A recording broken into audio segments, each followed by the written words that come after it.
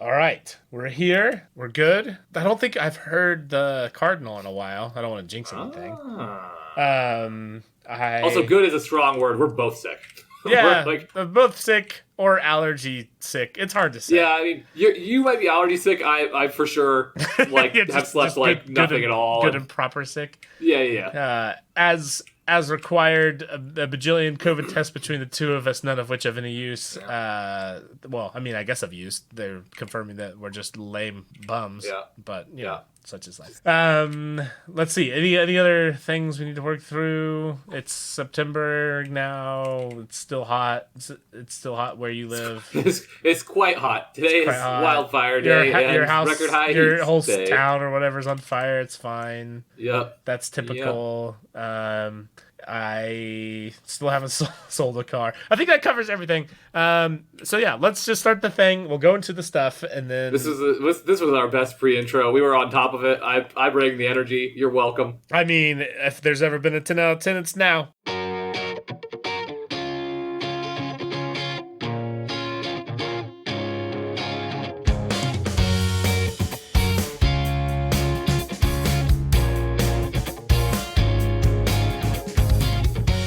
Hello and welcome to the year we started a podcast. It's a podcast born Phoenix-like from the ashes of the prior year's podcasts. I am your co-host and Knuckle Up champion, Jeff. How come I didn't even get a chance And to Nick's compete for gone. Knuckle Up Champion? I'm Nick. Nick, Wait, can you not hear you're me? here? God. Yeah, no, you're here. It's great. Yeah. You We're hear me? nailing it left and right. Good. I, I didn't do anything. I didn't change anything. I just asked, why didn't I get a chance to compete for the Knuckle Up Champion? I'm also Nick. Hi. Bye. I mean, you had a chance. Okay, and this is our podcast where a couple of friends have a continent apart that would like to come together and talk about something. It's fun and interesting. Yes, Nick, I have. Okay, so real quick, briefly, Yes. just also for a point of preparation before we hop into things properly. I'm at home solo, as you know. My wife is in Austin, Texas for work Ooh. things, doing Fun. doing cool things down south. Probably also pretty hot. Probably. I've put the kids to bed, but here's the problem with that is it's like a sliding scale of to bed. So if I do get interrupted at some point, just know that I tried my best. I did my best. I took my kids to school today, and then it was Alice's first day of preschool, so it was very Aw. very cute and bittersweet to drop her off. That's adorable and fantastic. Yeah, we took a bajillion thousand pictures and all that jazz. Man, I'll tell you what though, being a solo parent is not a thing that I'm interested in doing. Like, Yeah, it I do seems not good. It seems know hard. how people do it. It is really hard. I said not good. That's not it. It seems not good for your energy levels and for your time. It seems hard. Seems like a lot. No, yeah, to like do. a common theme throughout this podcast will definitely be how well thought through and prepared all of our topics will be today. And in no small part is that going to be the fact that like I had to wake up for breakfast and get the kids ready and then to get them my son has picture day here in a couple days that I'm gonna have to like figure out how to do, and my son has football practice and like I have to figure that out. Also, I think I mentioned in the Patreon episode, football practice. My son did like his very first like football mini camp thing or whatever for kindergartners. And How do you like it? He has football camp or football practice for his team starting this Thursday. And to answer your question, he loved it. And I loved it. That's awesome. Oh man, I've been so stressed out about getting my kid into something for so long because he does have a little bit of attention challenges, we'll say. And I didn't really know how he would do, but he had so much fun afterwards. He told me because like he was like really stressing and like wanted to just stay home and play video games. As I don't know where he gets it from. I mean, no idea. I can't imagine. Antisocial behavior, going to video games for comfort sounds like nobody I've ever met. No, Continue. no, for sure. So we'll have to further investigate that. But no, he told me afterwards. He's like, "Dad, that was way more fun than I thought." And I was like, "Oh, Aw, that's so awesome. cute."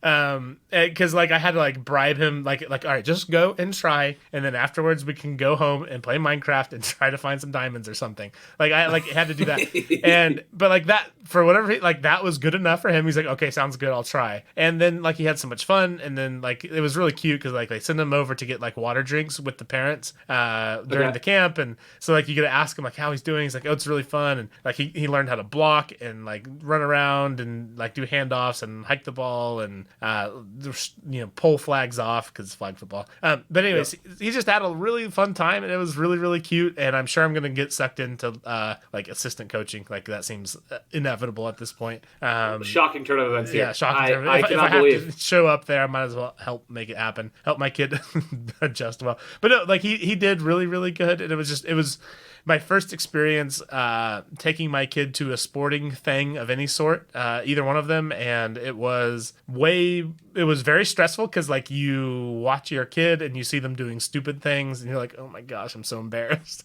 But like also all the other kids are doing stupid things. Was he not? Okay. Wait, was he not like freaking Randy Moss or the Colin Kaepernick? Or No. I mean, the scouts were there, but they did leave pretty early on. I said Colin Kaepernick. I have no idea Colin Kaepernick. Wow. Also, what a pull, dude. Sorry, I don't know. I was just trying to think of football player names, and I'm the top terrible. 2 NFL players of all time, Randy Moss and Colin I was trying to think of like Kaepernick. athletic players, and like my brain athletic farted, players and I was like, wait, with afros at one point in their career was where you did Randy Moss have an afro? At one point, yeah, in the early days. I just remember him like just being like a cheat code in terms of just like beating everyone to any location he ever wanted to. Oh man, we can't talk about football anymore. I'm so flipping excited because it starts in 2 days. From the time of recording this, by the time it releases, the Chiefs will have already played a game against the Arizona Cardinals. I'm very excited. We'll talk about that in our Patreon-only episode, patreon.com/TypeStep. Okay. I don't know, just fun kid stuff. It was a good time. Kids continue to be an interesting, weird, stressful, but worthwhile adventure. And sports, I think, is going to be a good one, especially for my kid. So I'm going to be not the crazy parent because of, like we talked about in Patreon last time, I've been a referee. Like, I know how that goes. It can go bad if you are a crazy parent, and I'm not going to do that. I don't want to get thrown out of a game as a pregnant mom, like I did the one time where I threw a pregnant mom out of a basketball game for a first grader. Okay, Nick.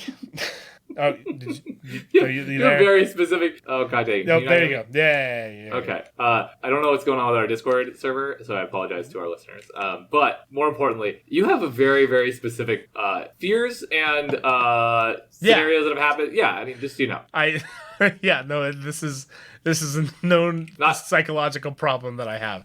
I'm definitely not one to underthink anything that can be anxiety-inducing. So, yes. Seems correct. Yeah.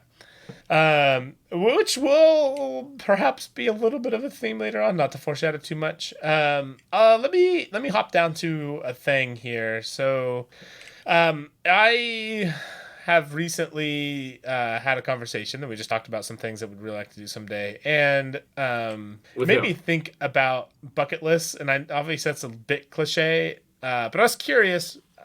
Do you have things that, like, either as a child or nowadays that are just like, man, despite the cliche, I really do want to do X at some point in my life. Like, that would make me, like, I would just be so happy, so tickled if I could do whatever that is. Like, do you have a thing or three like that would fall into that category? Okay.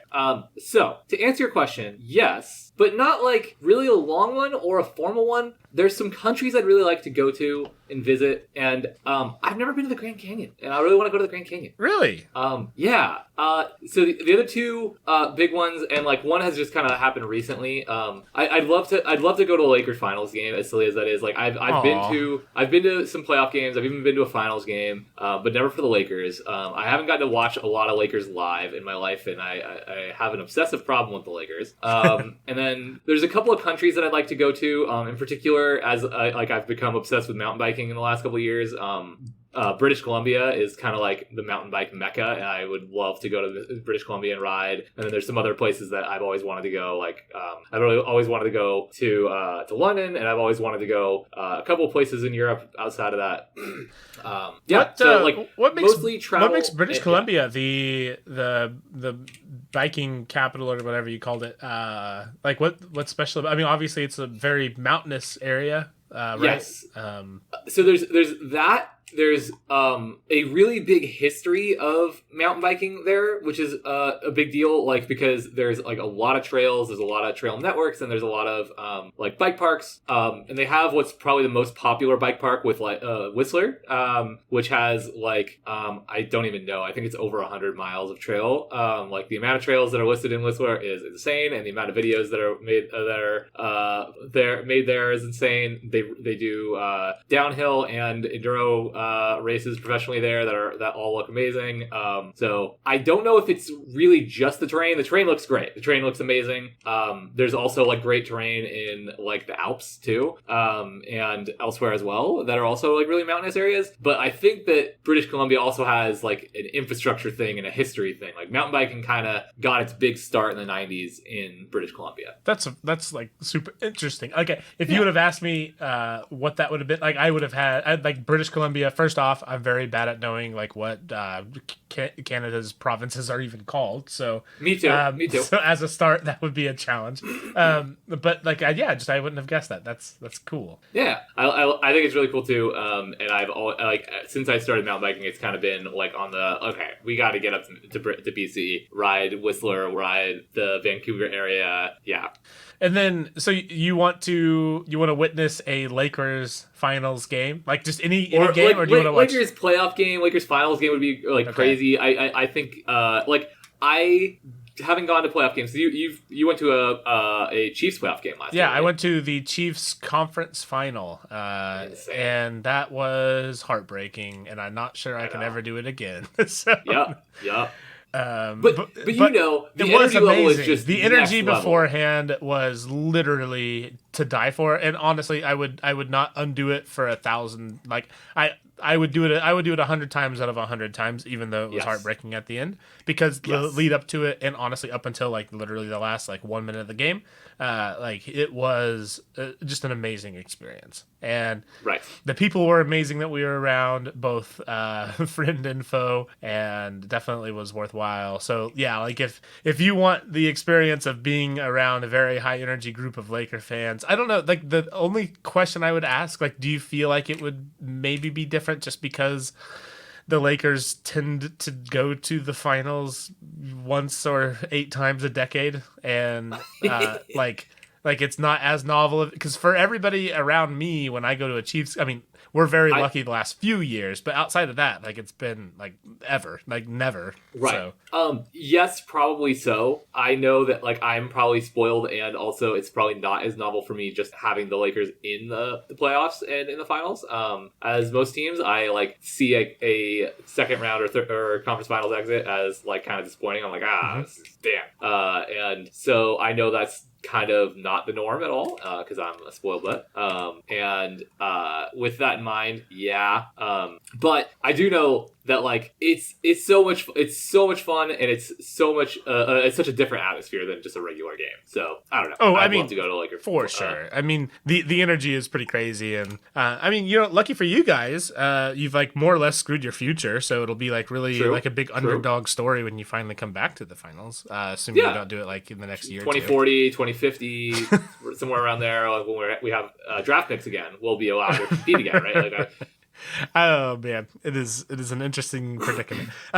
And then you mentioned visiting some European countries, like yes. There's just sites that I want to see. I got to see the Roman Cathedral, the Colosseum, which was awesome, and that was kind of on the short list. Yeah, I've never been to Paris, and I haven't been to London, which I think like it's just cool to me that there are such like huge institutions.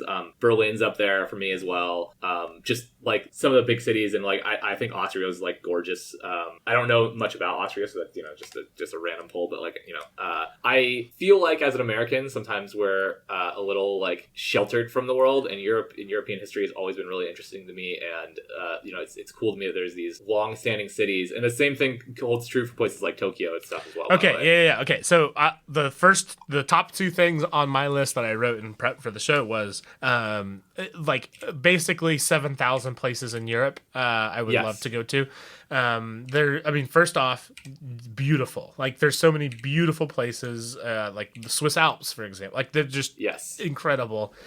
And we're very fortunate to have like the Rocky Mountains and all that jazz. Like that's a thing that I obviously enjoy quite a lot. And we have stuff like the Grand Canyon and Bryce Canyon and like all kinds of stuff like that. But man, the whole Swiss area is just really crazy. And there's lots of other places that are like that in Europe. But then also like the more historical things. Like, I mean, London has been a big part of history for like half a century, or not half a century, half a millennium. What is that? 1,000 years?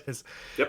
You got it right. And like a lot of European cities are like that, or European countries are also like that. And so like just kind of getting a taste of that culture, because we just don't have that same level of history here in the Americas. Like it's just not a thing that we have.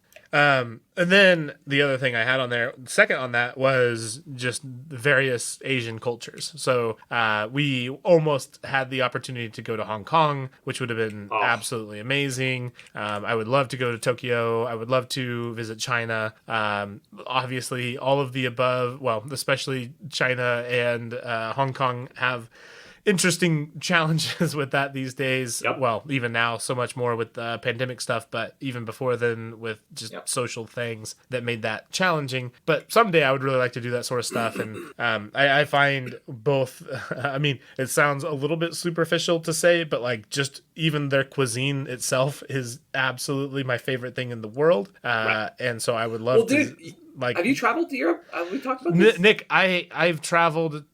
I mean, I've gone to some places like that are resort towns in Mexico, and I've gone over the border to Mexico once, and I've gone to Alaska, which is technically still the U.S. But it's still it's very different. It's very different. But outside of that, I've never been outside the country, and so I'm as a person who I feel like would very much enjoy that cultured experience, I have not ever done anything like that. So I think that like we sometimes like we like to make fun of people for being like foodies in the world. Like look at these guys, they're just all about taking photos of their meals. It's all about the food they're eating. Let me tell you, dude, eating food outside of the country was one of the best parts. Like it's so freaking cool. Like that you're getting sometimes you get a totally different meal, or like you think you know what a meal is like, and it's like no,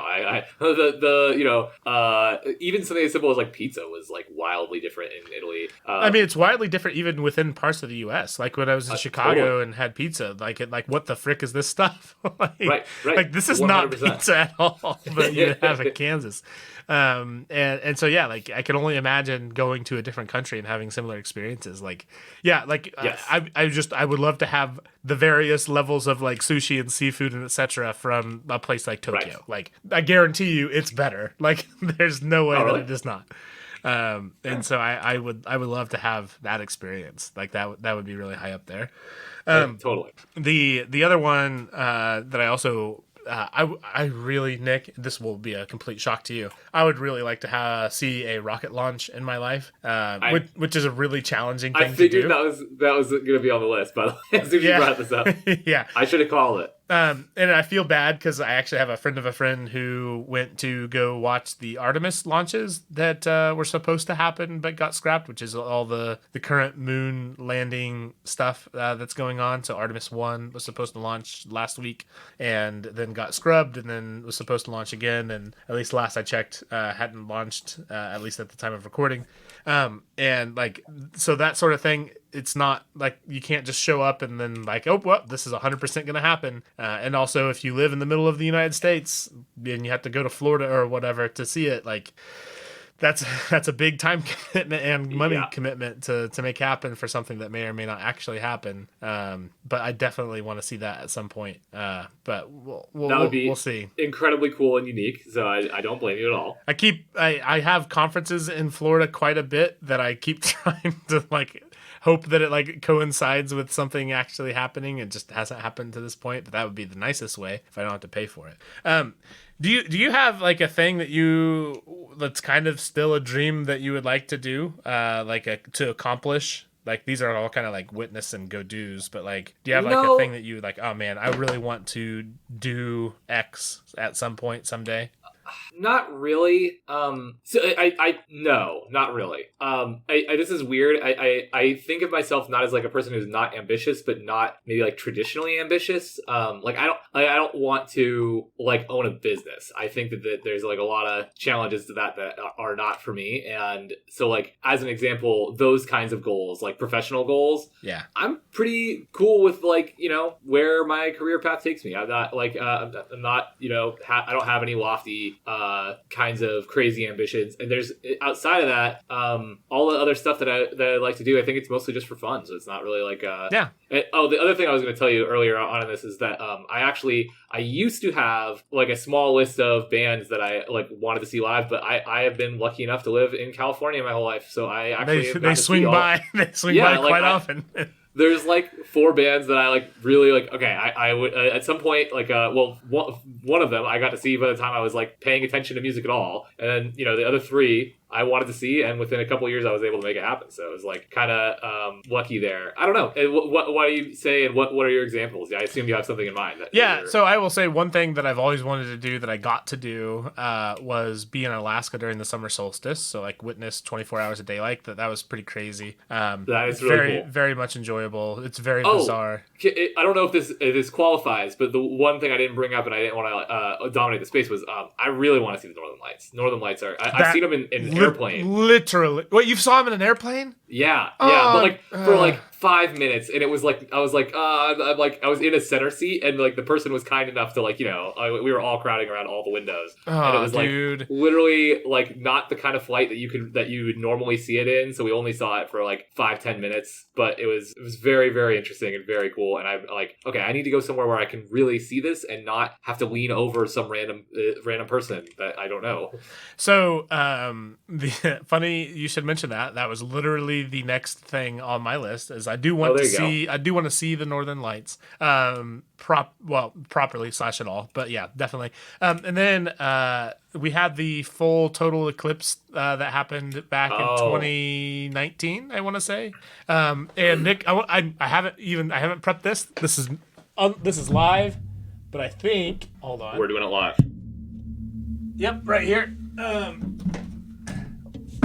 I still have the goggles that you can wear to look directly at it and watch it. Oh, nice. That I saved from 2019 because in 2027, there's going to be one that goes over part of Texas that we are 100% going to drive down to and try again because we were very overcast the day that we had the total eclipse. Oh, man. And we got to kind of see it, but I really want to see a total eclipse. Yes. But anyways, these here are still the packaged up goggles that I'm literally going to keep for 8 years by the time I get to use them again. So there's that. What else was I going to say? The being at the to be able to witness the summer solstice in Alaska is really, really cool. Like I think I've probably talked about it on here before or told you before, but I believe you've at least told me. It's just very weird to feel like, oh man, I'm starting to feel tired, and then I bet it's like 11 o'clock at night, and like you look at your watch or whatever, and it's like, oh, it's 3 o'clock in the morning. Just like like that sort of feeling is very weird.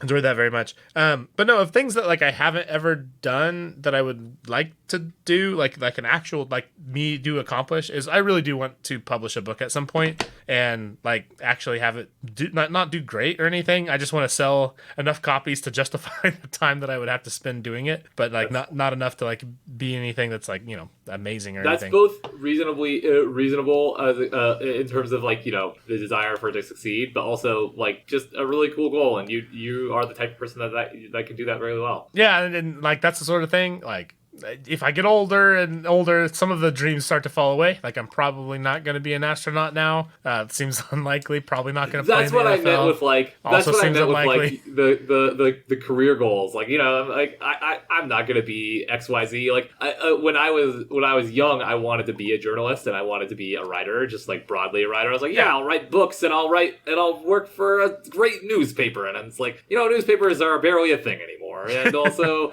like, you're 30 and you stopped taking your English degree when you were 20. So that may not happen now, Nick. You may not have the creative writer bone. That might not be a thing. So, like, those are the kind of things that I thought, like, I'm not going to be able to do. But the desire to write a book and have it do well, that is both entirely within your wheelhouse. You're a very creative person. You're well spoken, and you're like, I don't know. I think you have the right like kind of temperament. Books, the age of the author doesn't matter so much. So yes, like I do feel like if I can spend the time to do it, like I can make that happen to some extent. Okay. Wait, hold on. Okay, Last thing I'm gonna say. You brought up the Swiss Alps.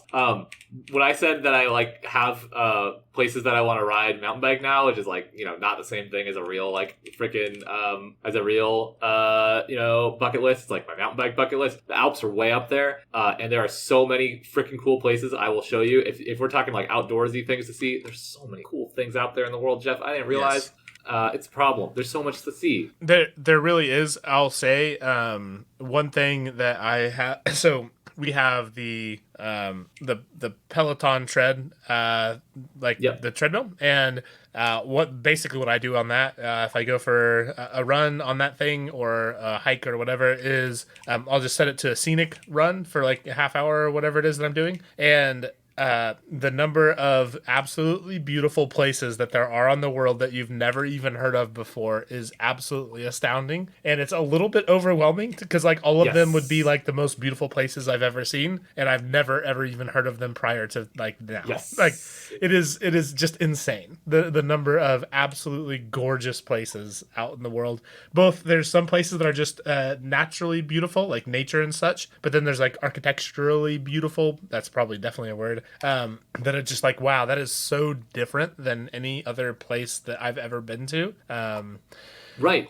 There's a lot of places, Nick. The world is really, really, really big. What I mean in mind is like there's a couple of European countries and a couple of Asian countries that are like, I'm like, wow, this looks entirely different than how I've ever seen a city, and also it's so freaking cool, and I want to know why it's like this because I don't know anything. So it's good to know things. Okay, Nick, we have a thing I want to talk about, and like it's a thing that we've chatted about a bit, and as a person kind of in the field, like I've had like a higher level probably of awareness than the average person per se, but like it's definitely a thing that I keep having pop up more and more and more and more. And it is AI problems, like what we're walking into, whether we know what we're walking to or not. And like we're walking into it regardless. So I guess before I dive into the actual thing I want to say, like one of the things that I'm most familiar with is the ethics of using machine learning for making lending decisions. Okay. So whether or not we should extend credit to a particular individual based on an output from a machine learning algorithm. And the main idea for the problem there is we feed in all of these different data points, and they themselves may not be prejudiced in any way. Like they may be like completely innocuous things, but in aggregate they can still reflect the bias that we ourselves portray out onto onto people. And so really what ends up happening, at least in theory, what could happen is the machine learning algorithm just learns how to replicate our own prejudice, even though it only receives just innocuous variables as inputs. Right. Because ultimately what you're measuring is we would approve this loan or decline this loan. So now, machine, I need you to try to predict based on all these data points, would you decline or approve this loan? And we want to tune you as close to us as possible to perform as good as possible, given the data that we can feed it. And so really, it just like even though there's nothing bad inherently in the data points that are being fed, it still results in an unequitable approval rating, for example, for an auto loan or something like that. Right. And that actually is like, that's a legal thing. It's fair lending. Like there's good legal precedent for all of these things. Like these are things that we ought not do. And like that's always been like an interesting thing, because machine learning is really helpful because it helps us, make decisions so that people don't have to do it, and also can oftentimes better predict whether or not a person can actually afford a loan better than what a machine can do better than what a person would be able to do. And so, like, generally speaking, is really useful, but also has ethical concerns. And so, like, that's kind of my background for this sort of thing.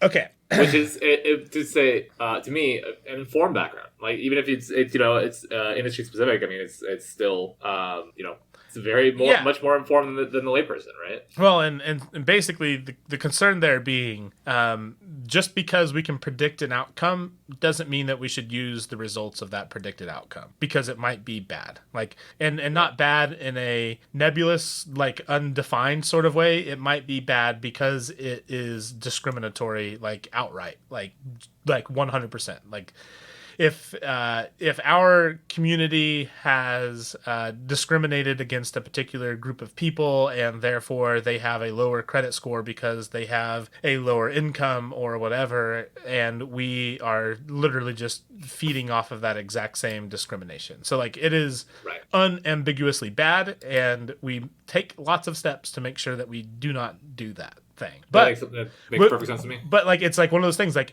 we could turn the profitability dial up a lot and discriminate a lot, but make a lot of money doing it. Like, that is 100% a thing that we could do. Right. Legally we can't, because finance is a very regulated industry, but we could, in theory, do that. Like, even stupid me could do that. Like, I can come up with an algorithm that would discriminate against people but make us a lot of money. Right. I don't want to get political or whatever, use any buzzwords, but like, really all that's saying is the most profitable people are the most the safest people to invest in are the most advantaged people, right? Like, to start with, right? It's actually interestingly more nuanced than that. Okay. So there's like a sweet spot of financially vulnerable people that actually are very profitable to a financial institution, which sounds terrible. Yeah. But really, where you make your most money are the people that barely can afford the loans that you're giving them. So they get charged the highest interest rates. They get, like, if you're just talking about from a loan, so they get charged the highest amount interest rate, but they actually do repay their loan. Like, that's the sweet spot for making the most amount of money. There's lots of other ways that financial institutions make money that people don't generally realize, which is actually a whole other thing. And it's not just like overdraft fees and things like that. There's lots of other stuff too.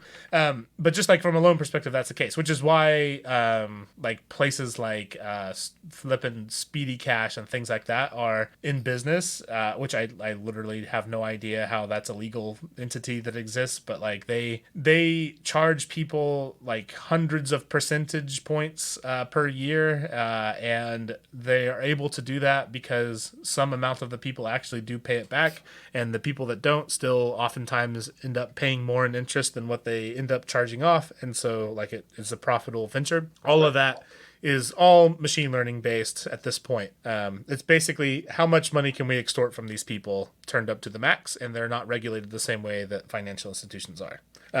So that's messed up. That is just like a really that my whole thing is like, I don't want to dive too deeply into the finance part of it, because I think it's a bigger problem than that. I think actually finance will probably be okay. It's a little bit more black and white as far as, what is taking advantage of people and how it should be regulated, just because it is like there are dollars and cents tied to it by nature of what it is. But what I don't like so much, not to tip my hand too much here, is some of the other AI things that are going on. Have you been aware of any of the AI art stuff that has made itself into the news cycle here recently? No, not really. I've seen some you can just punch in. I've seen some comical ones that are just kind of memes, and then I've seen some AI generated art that seems cool, but I don't know anything about it. Like it's just stuff I've perfectly gone by, but I'm not involved. I don't really like follow art stuff in general, so I'm. Yeah. So the scene that is evolving rapidly right now, there's a couple different projects that are happening. The one that got most popular here lately from all the stuff is called Dolly 2. It's like what you described is exactly what you said, like where you type in a phrase and the AI generates a piece of artwork based on the phrase. So like you could do here. Hold on. But Dolly 2 is the one that people use comically, right? Like they give it like to a mashup that shouldn't be mashed up or something, right? Yeah. I say this to somebody. I don't have Twitter, and I have Discord, and some of my friends link Twitter images that I'm like, okay, well, this is that. Yeah, like it is scary good. I mean, typically, sharing a bunch of pictures between friends on an audio podcast is not exactly the most enthralling thing, so I won't do that. But just take it from me, like it is extremely good. Like you can. Like what the thing that I had most recently brought up was there was a big thread on Twitter about how you would have like a still of Kermit the Frog in like and then just pick any movie and it would just do such an insane job of like adapting Kermit the Frog into that art style that the movie was done in, like in an eerily good sort of way. Like it was like you would. That's interesting. Like, do you know? Did you watch the movie Blade Runner 2049? I did not. I watched the OG Blade Runner a long time ago. And what I'm assuming here is that there are ways that this can get to abuse and to tricking people into thinking that things are happening that are not happening, right? Is what I assume is coming. Yeah, okay, I said I wasn't going to do it, but I just, like, the Blade Runner one. Actually, did you watch Spirited Away? Yes. Okay, Kermit the Frog in Spirited Away. Hold on just a second.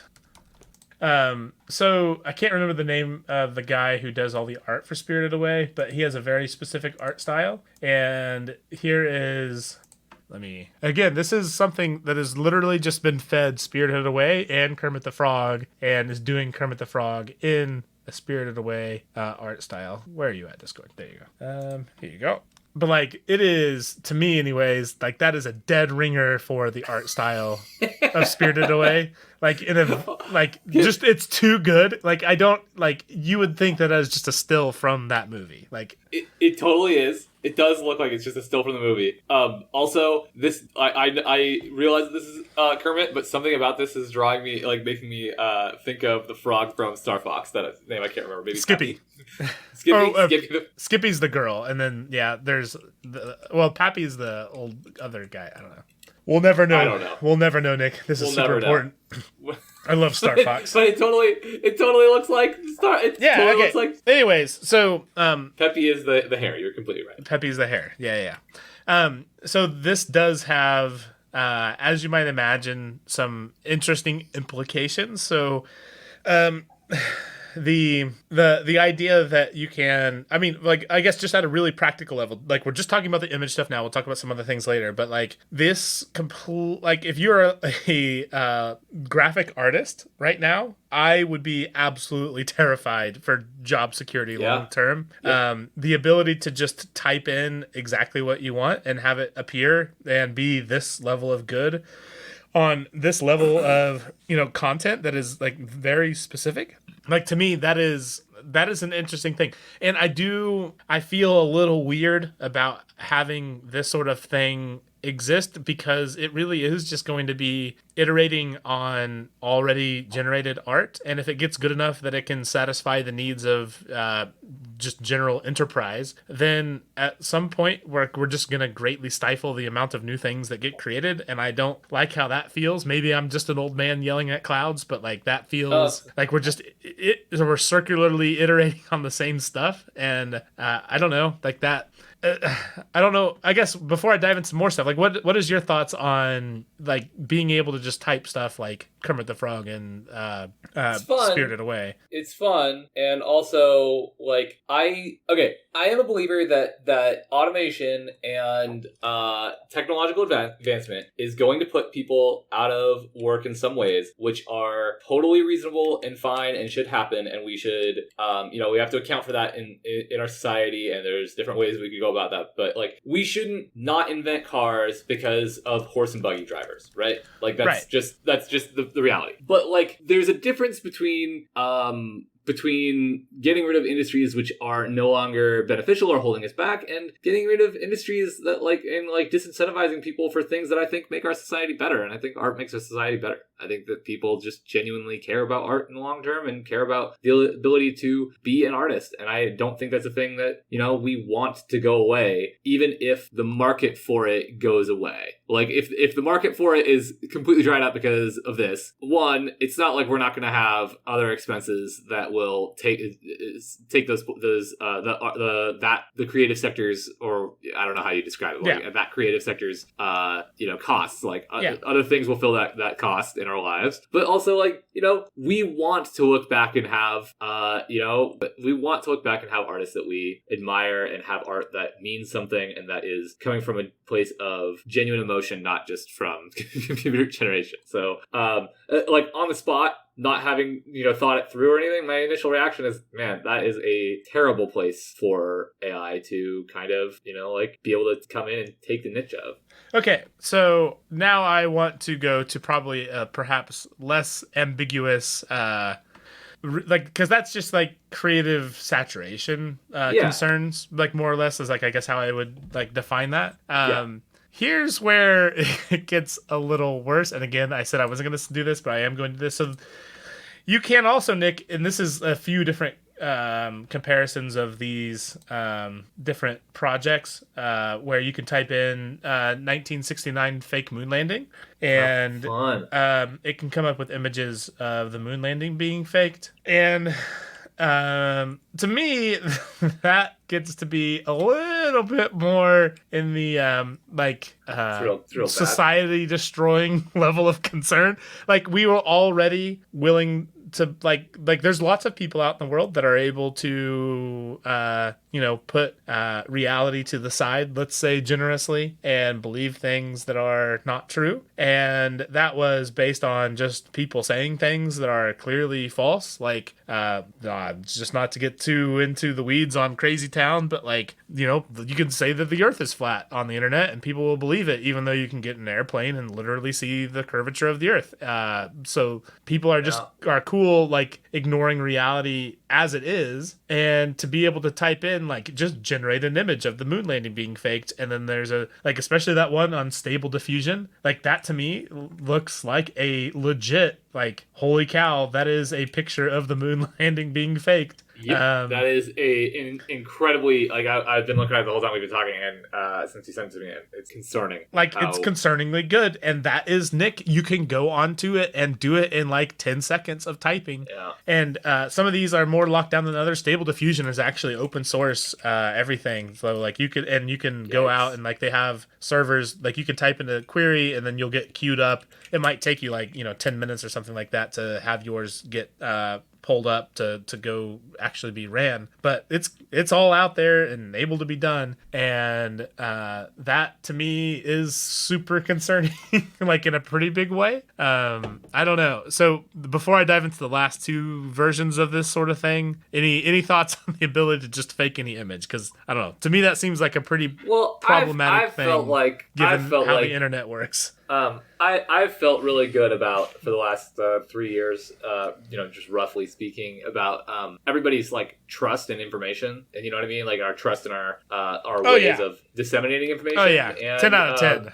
and consuming information. Like I felt like everybody in the world, in America especially, but the world, I'm sure broadly as well, has just been like, yep, we're doing this real good. Everybody's on the same page. We all feel not tricked, not like we're in constant combat, like on like an ideological front. Yeah, everything's great, and this seems like it'll help with that. So, hurt me, please. This is bad. This is not good. Yeah, I don't. This is not exactly a happy topic. I'm sorry to do this, no, but I think it's like a thing that I don't think is getting enough airtime on how concerning it might be.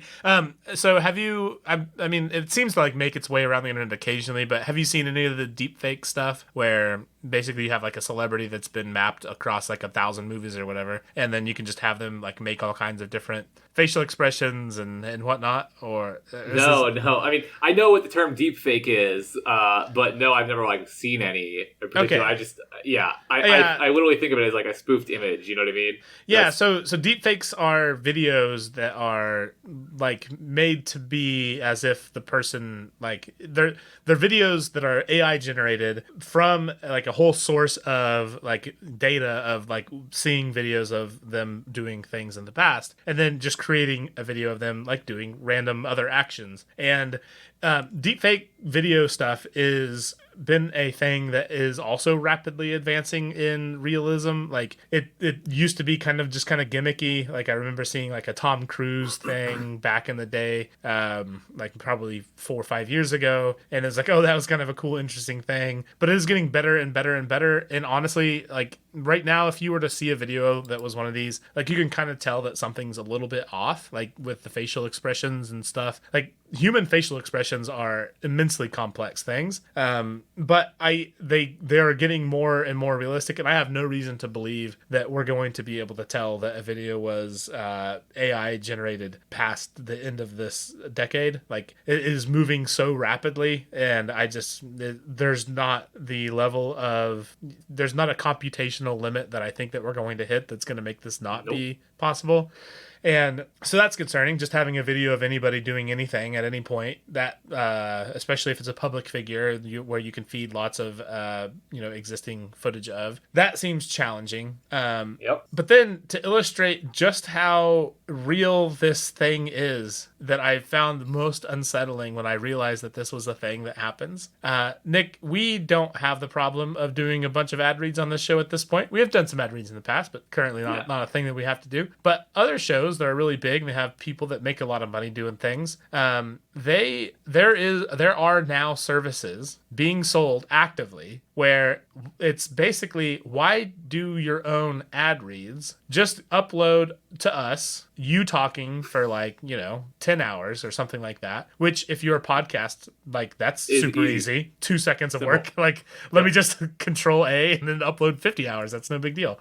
Yep. And then just give us the text that you want us to read for your ad copy, and we'll read it in your voice. Like and that is something that is actively already a thing, where you can have an AI learn your voice and just read the ad copy for you, so you don't even have to worry about it. And you could do like dynamic ad copy reading stuff, so that when you get a new sponsor and you want to change everything, you don't have to like go re-record or anything. You just have the bot re-record the audio for you, and like it's already out there. Like those services already exist. Like you can go do it right now. Well, the nice thing is that nothing bad could ever happen to that. No, nothing bad can ever happen from the ability to unaware to people listening, have what you're listening to be completely AI generated versions of people talking. You know what's cool is like how little audio there is of our public figures, right? So like that won't ever right. Like that's not problematic at all. The people that this matters for the most, like both with the video and audio stuff, are the people that have the most video and audio stuff of them, and then that combined with the ability to just generate whatever. Nick, I don't know how this breaks good. Like it is already so broken where you can just lie about whatever and people will believe it because you can write it in a sensationalist way that can get attention.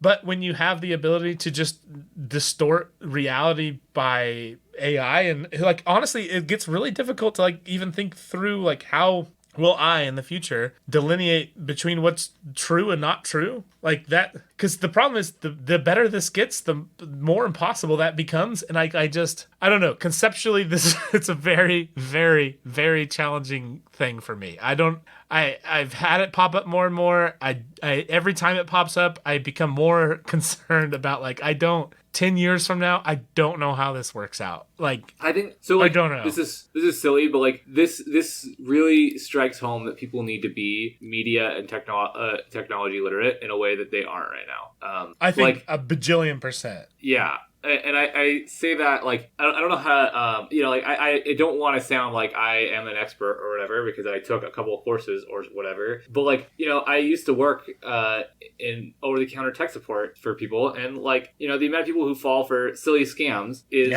really high. And it's not just people falling for an email that says, oh, I'm a Nigerian prince, or whatever the meme is from the 2004 or whatever. Right. It's gotten more sophisticated, and there's a huge problem with this with people's media consumption as well, of like believing things without thinking them through, without critically examining like what people's like interests are, and making you think something or whatever. There's a million different ways. We've talked about this a lot, and we've talked a lot about like media consumption and social media consumption and stuff. But like, this is, if there's going to start being just much more blatant misinformation that can seem much more legitimate, that can come from any source, how easy would it be for a place like 4chan? And I don't say 4chan, but 4chan is an anonymous forum, and there are a lot of people there who use it as a place to organize or to discuss what I think are like pretty bad ideas. But they also disseminate information, and they do it anonymously. So what's it take? And there are also a bunch of freaking kids who are trolls. And what's it take for one of them to simply like punch out a recording,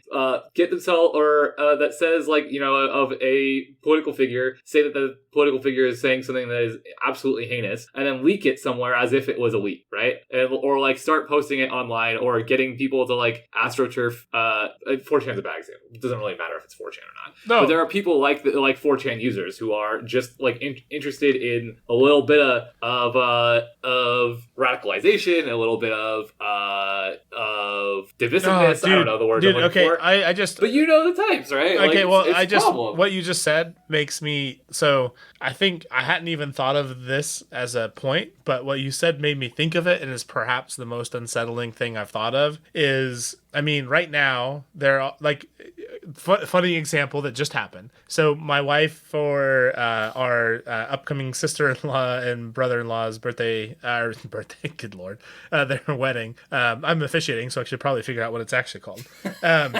Their upcoming wedding, we had our bachelorette party, and they were going to go to brunch at a place in town, and we wanted to check what the weight was, and my wife accidentally did the Google thing that will call via AI and figure out what the weight is, and then text us back what the weight is, and and we didn't realize that was happening, but like it was literally the like actual. Like there was a Google AI that called called the restaurant and figured out what the weight was for a party of 7 and texted us back like how long our wait was, like that. And we didn't mean to, like she didn't mean to, but like that's exactly what happened. Right. Like there was AI interacting with a real person, and that was the result. And it all worked out. Like it was all good and fine and accurate. A couple of years ago when this first launched on like I think like the Pixel 2 or the Pixel 3 or whatever it was, I listened to a bunch of audio like clips and stuff. I think Google put out as like an ad for it of their AI calling places to make like haircut reservations. Yes. It's shocking. It was, even then, that was like 4 or 5 years ago or something like that. It was shockingly realistic. You're sitting there like the AI uses audio cues that you'd think were natural, like let's do 3 o'clock. They would say something like that. They wouldn't just say yes, let us do 3 o'clock. Like it's shockingly realistic. It uses tonal inflection. Like it's crazy. Anyways, what you said in combination with that I hadn't even considered is if you are a person who has any amount of audio out on the world, so like us, for example, and we had somebody who was a bad actor who wanted to extort, like, I don't know, our wives or something, they would literally have no issue having a recording of us saying anything that they wanted, that they could like send to our wives to say anything. Like it would be convincingly us. And so like that's a whole nother level of fraud and extortion that I don't even really want to consider, like how bad that could be, because that's really bad. And like that's and I can only imagine, like, if I had some, like, if, like, let's say my son had his voice out on something that could, because you really don't need a whole lot to be able to replicate that. Right. And if I heard his voice saying something, and especially if that, I don't know, like, it's one thing to say you're Nigerian prince, it's another thing to say that you're my son with his own voice saying something. Like, I don't know, that is a level of messed up and a level of effective, unfortunately, that man, that is not going to be great. Don't love it. Don't love it at all. Oh man. Yeah, it'll be interesting to see how it all plays out, Nicholas. I don't know, man. It's going to be really weird. I really think people need to start learning to be really, really critical of their like media consumption and understand, like, get a little bit more tech literate so that they can understand that those kind of things can happen. Yeah. Oh, I don't know. I just one last thing. Yeah. Like, just again, just that this is out in the world more than people realize. As I've done topic research over the last couple of years that we've done this show, on YouTube, there are literally AI generated you've been on Reddit enough. I assume that occasionally you'll see like an article that has like the Reddit summary bot that like summarizes an article. I think so, yes. If not, there's one really popular bot that will go around anytime there's an article posted that's on one of the significant subreddits. It will go through and like condense down the article to like what'll be like a couple paragraphs or so. I think that same sort of technology gets used a lot on Wikipedia. People will scrape Wikipedia articles and they will condense it down a little bit, and then they will generate YouTube videos that have like loosely related images in the background while the text, like while the talking is happening by an AI generated voice that is literally just monetizing, like scraping Wikipedia, and it is unsettling. Like it comes off as a person who like you or me, like we were to like make an episode on like learning about like I'll tell you like an honest story. There, when I talked about elevators in the World Fair back like probably a year ago, the best video you could find on that was literally like word for word flipping Wikipedia version of just in a YouTube video. And I didn't realize that until like I had watched the video, and then I went to like Wikipedia to see like if there was anything else interesting. I'm like, holy frick, this is just everything from the video. And like that is just it just is so weird and gross and madness. I don't know. I don't want to be an old man gross. Yelling at clouds, but Nick, the clouds are gray. Dude, the clouds are gray. I think like the ways that people are too pessimistic about technology and too just, set in their ways are when they're like, well, my level of technology built character. You know what I mean? Like they're trying to moralize it. They're trying to moralize like their method of learning and their like exact circumstances and exact cultural like position and whatever else. And I think that kind of stuff is silly. And I think that like, there's also the example I gave at the top is like a classic one, and it's used online a lot about like we don't stop building transportation because of people who drive horse-drawn carriages, or whatever, right? And there's truth to that too, right? Like you have to understand that technology that makes our world more efficient or more like environmentally friendly or more accommodating to multiple kinds of people or different lives or whatever it may be, those are things that we have to pursue, even though transition to that kind of thing can be